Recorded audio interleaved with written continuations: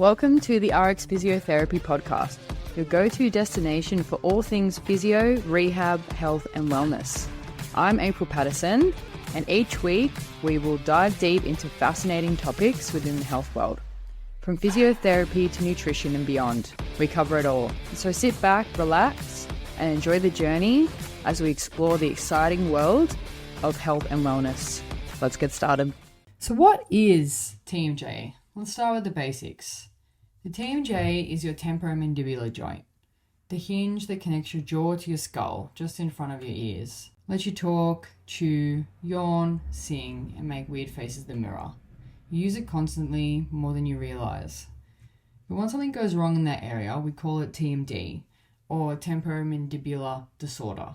Common symptoms include jaw pain and tightness, clicking or popping when you open and close your mouth, headaches, neck stiffness, trouble chewing harder foods, and even ear pressure such as fullness or just struggling to actually hear out of that ear. So TMD affects up to 1 in 10 people, and women between 20 and 40 are 4 times more likely to be affected. So what causes it? Well, it's actually a mix of a few things.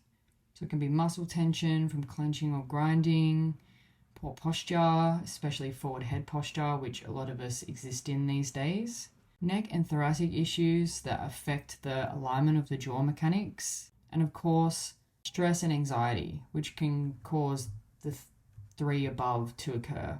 So what is the best treatment for TMD? So what the evidence shows is that most people get better with conservative care, which means no surgery, no injections, and no fancy gadgets. What actually works is, first, very thorough patient education. Understanding what the joint is, what the TMD is.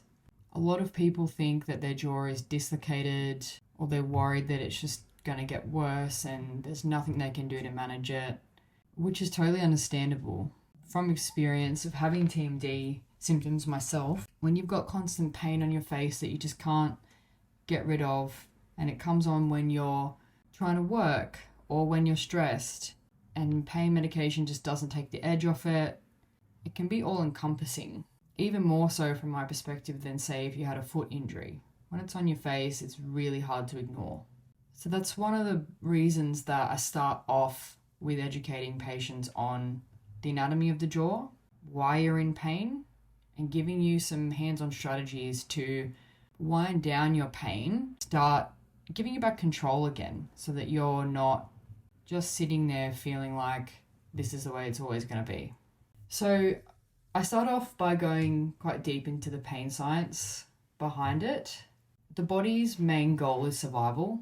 Would much rather you be in pain than, in its perspective, further injury or dysfunction. But the body is quite short-sighted for this. It thinks about surviving now, not if we clench our jaw constantly for 10 years, what's going to happen to the joint, or if we're in so much pain that it causes us psychological stress, or say if we're already under psychological stress and pain just exacerbates that, what that's going to do to our quality of life. It just thinks about how to survive right now.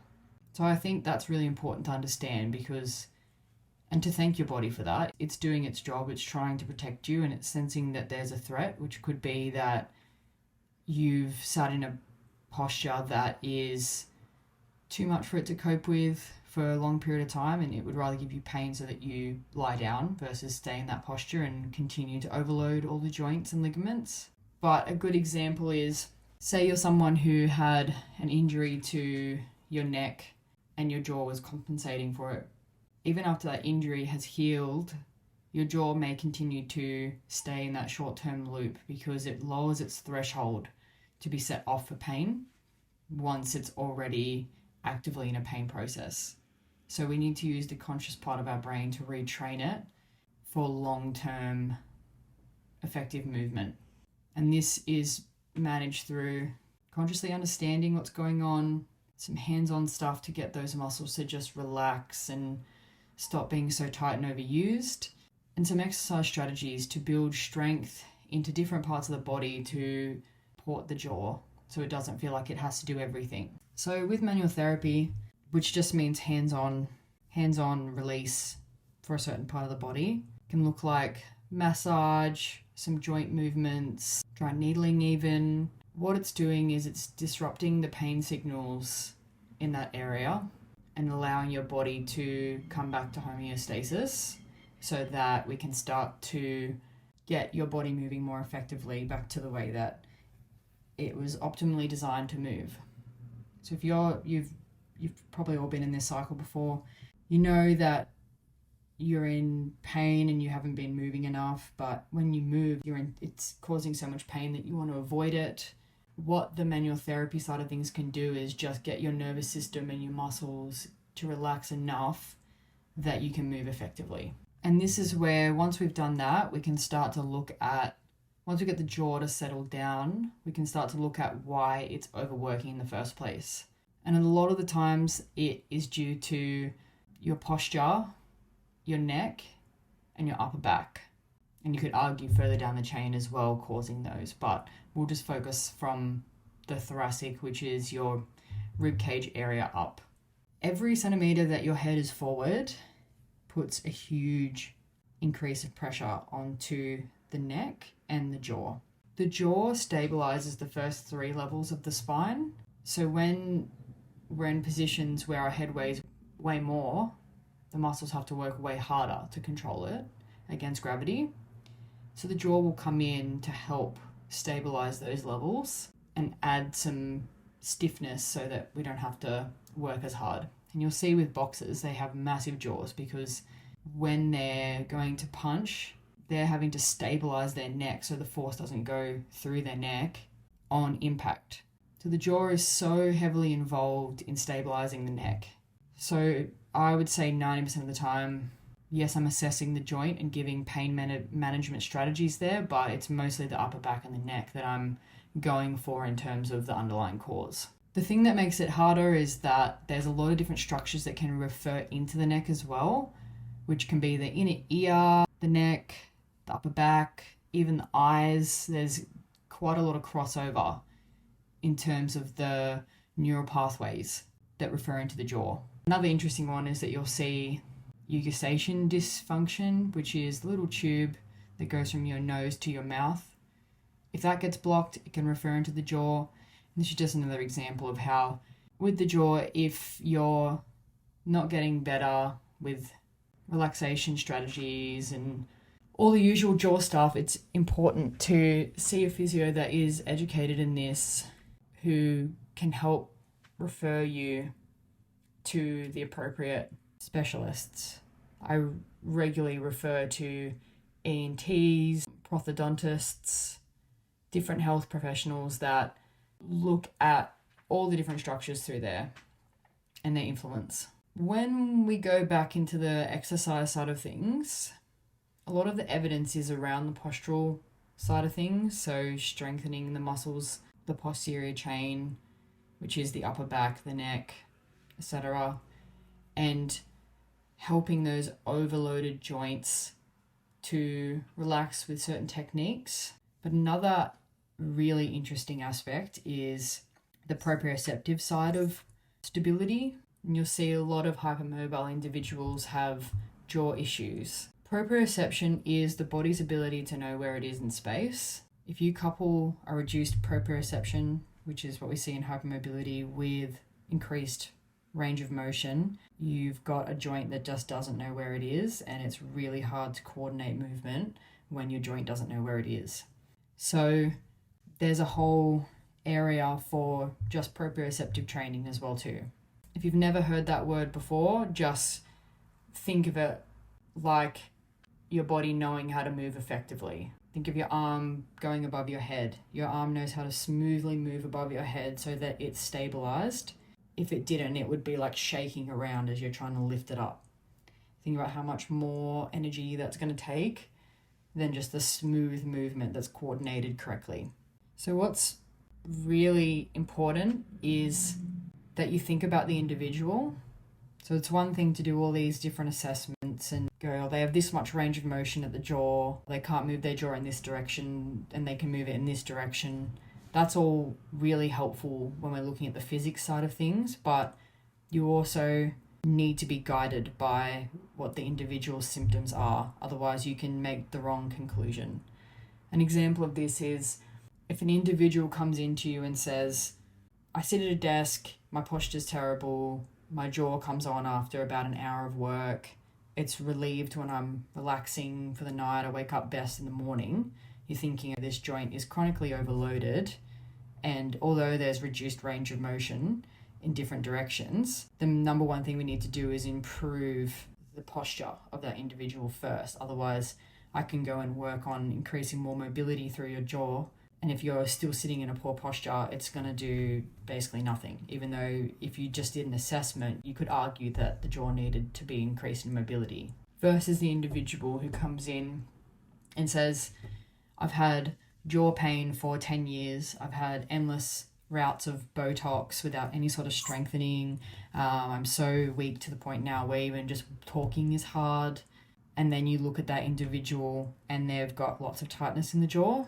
That tightness is protective. The body feels so weak that it can't come out of those ranges as a protective mechanism. So increasing their range of motion is going to make them worse, and it needs to be done in a strategic way where you're strengthening into that, not just increasing mobility. So these two examples show that you could assess someone, then be reduced in mobility, but based on who they are, what their experience is, and what their different parameters of causing pain are going to guide you towards how you actually approach that. So this is where we come into outcome measures. And at the start of my treatments and start of all of our practitioners, we all do the same. We ask the individual what their goal is, and you can build an outcome measure around that. So if they say, I want to be able to have a conversation with my partner for 20 minutes without feeling like I want to cry because I'm in so much pain, that would be the goal-directed outcome measure. How close are we getting to that? Versus, and it's not to say we don't use things like how far can they open their mouth, or what's their strength of their rotator cuff muscle. But there's a million different things that you could improve, and you could be totally missing what that individual is actually after to make it patient-centered and what their quality of life is. So now that we've touched on that, we might go back into a bit more of the physics side of things. So if an individual is struggling to open their mouth, but it's equal on both sides, some simple muscular release through the temporalis and the masseter a lot of the times will help to let that joint just relax. You want to be adopting things like correct breathing techniques. You want to be assessing where their tongue is in their mouth. So when you say the word you'll naturally put your tongue where it should be in your mouth. So you're going thinking about at rest that your tongue is sitting in the correct position in your mouth. Your jaw shouldn't be clenching unless you're eating. The back teeth shouldn't be touching.